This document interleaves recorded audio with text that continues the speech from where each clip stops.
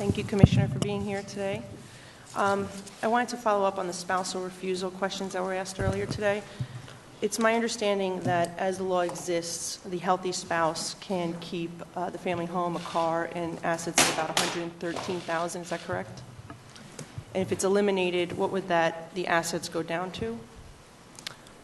So I think there's two proposals. There's the eliminate that ability for a spouse to basically declare I am no longer supporting my spouse, and therefore my assets are basically not looked at for the purposes of determining my spouse's Medicaid eligibility. There's another proposal in the budget that does address the amount of assets that an individual can have, and what it does is it does basically adopt a floor, that's a federal floor, that in essence is designed to help ensure that, once again, like spousal support, it's a similar proposal in the sense that it's designed to try to help ensure that the individuals who are accessing the Medicaid program are ones who really need it the most. And if there's a way for families to be able to help pay for some of those costs before they enroll in Medicaid, that we attempt to ensure that is done to the maximum degree possible. I would say about that proposal is that there are certain assets that are actually excluded from the calculation, so they would not be impacted by this change. So, for instance, the family home up to a value of $850,000 of equity would not be affected. Car, certain types of retirement funds would not be exempted or are exempt from those calculations. So we think at the end of the day the policy is a fair one. In previous proposals, the floor would go down to like $20,000 in assets. Is that not what's being proposed this year? I'm trying to think. In this particular one, I'm not sure whether we've proposed it or not. I'd have to go back and look to see whether we've proposed it in previous years. But it's we have proposed in previous years various variations on the same theme, which is, in essence, tightening up the eligibility rules in long-term care to try to make sure that the programs being accessed, I said, is the people who need it the most. What I would say is that with the baby boom generation getting closer and closer to the long-term care system, I think we just have to collectively, if you look into the future 5-10 years from now, and the people who will be sitting in this room at that point, they will be grappling with, or we will be grappling with, the long-term care portion of the program growing at a rate that I fear will put tremendous strain on the New York State budget. And that's why I think what we're trying to say now is that while any of these individual initiatives don't generate a lot of incremental savings immediately, the potential for cost avoidance down the line is quite substantial. The total savings of this would only be about $10 million, right? Right. So there's multiple initiatives, and that's why I say that the individual ones in the given fiscal year are not that large. I mean, every incremental savings is helpful because it helps to cover some other costs in the program. But you are right that on the generally speaking, the proposals don't generate a lot of in-year savings. But I do think if you think about it over the next 10, maybe even 20 years, they could be quite substantial. See, I as someone who represents many seniors, I think this is really the wrong approach in terms of trying to cut and achieve savings. You're talking about 8,400 people that are senior citizens that are very vulnerable, and truly to tell them that they need to get rid of all their assets to care for their spouse, I don't think that's the approach that the state of New York should be taking, especially when we have about 6.5 million people. We're talking about 8,400. It's a very small population. So I would urge the governor and the administration to reconsider that. It's even more concerning when we're talking about this $10 million when we see that there's a budgeted $38 million that would go, that's set aside here in this budget, and also in last year's budget, by the way, although I don't think it has been spent because of the federal lawsuit that's currently being reviewed by the Supreme Court. But with the President Obama's executive order, the state is now given the burden to provide $38 million to provide Medicaid for the amnesty executive order. Is that correct? So that was an estimate from last year in terms of what we expected the potential cost to be. I think it was an out-year estimate or the second-year estimate off the top of my head. But yes, that the executive order signed by the president basically would have expanded access to Medicaid to additional, in essence, normally non-qualifying immigrants. Why for Medicaid. Are they non-qualifying?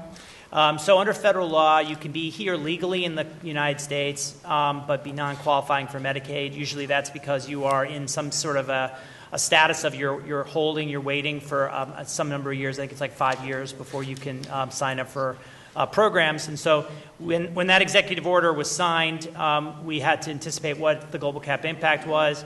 That said, it has not gone into effect. So at the moment, there has not yet been a cost associated with it. So 100% of that burden, though, is being pushed onto the states, right? Because the federal government does not allow these individuals to qualify for Medicaid. Is that correct? Yes, I'm thinking is that we're unique in that way, in the sense that it's unique in the sense that under our state constitution, if you are a legally resident individual, even if you're non-qualifying, we had a court decision, called Aliesa court decision, which basically says that you are entitled to the same treatment as any other any other person who's here legally.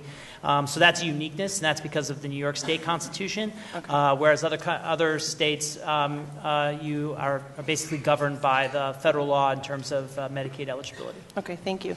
Moving on to heroin, I share the concerns that my colleague brought up earlier. And, I've read a lot about the Commissioner and your efforts to bring Narcan training throughout the state and putting it in schools and putting it in prisons as well as pharmacies, making it more available for individuals. I think it's certainly a tool in the toolbox and something but it should be a last resort, right? We should really be more proactive in trying to stop people from using it to begin with and becoming addicted than waiting until they're almost dead to then come with a solution. So I was just wondering, the state a couple of years ago passed legislation regarding PSAs, which I've seen a couple, and I think they're very good, but also requiring education in schools. What has been the Department of Health's role specifically in doing more proactive outreach and education? Well, we are working on this issue with programs with the community, working with the counties on this, and we are also we've tied this into our prevention agenda as well to tackle drug addiction in general and to try to decrease the amount of opioid use. I hear your concerns. As a physician, I recognize this, and I've seen too many patients come in who've overdosed on narcotics and the dangers there. So, and I concur that this is an issue of education.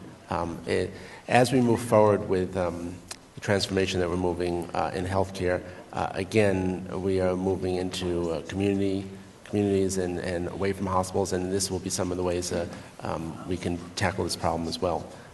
I have reached out to all the physicians in the state about this issue as well, and will continue to do so and bring it up. And I brought it up at some of the associations which deal with this issue, particularly anesthesiologists. Okay. I want to just shift to inspections of facilities here in the state of New York. In 2014, it was found that only 8 of 25 clinics that perform abortions in the state had not been inspected in 12 years. Subsequent to that, I filed a FOIL request with your agency to try to get the information on inspections of facilities that conduct any type of medical procedures. It took from March 25th was when I initially filed. They told me it was going to come back on June 9th. Didn't get it, and then they postponed it again to September. Finally, I had to almost threaten a lawsuit, and December 7th, they did give me the information. I wanted to talk a little bit about the staffing and why it took so long to get those numbers from me. It just seems like it's information that should be readily available. I mean, shouldn't the state know, when their facilities are being inspected and what the results were? We can get you the issues on the numbers. I will say that all of our family planning grants do follow the Title 10, the federal law, Title 10 from the federal law on that. But the specific numbers I can get to you. But does the state have already a database in place keeping track of when facilities are inspected and what the results of those inspections were? Because it's 6 months to put together this type of information just seems like an awfully long time. It just seems like you should have that readily available, and I was wondering if you do or not. We'll find out what the date. We do track all the information. We'll see what we can get for you. As part of the results that I got back, I found that 11 facilities in our state haven't received inspections in over 10 years, including one that hasn't been, it's a eye surgery center in Brooklyn, which I represent, that hasn't been inspected since 1987. And so I'm quite curious about the facilities in this state and if we're paying the proper attention. So what is your criteria in terms of inspection? Because I know the law itself, which I'm looking to have changed, doesn't require a set, every 1 year, every 2 years, like you have tanning salons and pizzerias. We don't inspect our health facilities within a time frame, and I find that to be troublesome. What are your thoughts? Well, we follow, as I mentioned, we follow what the criteria set forth by, federal rules are, and we also clearly always want to make sure we provide the best care, and we do the inspections as necessary.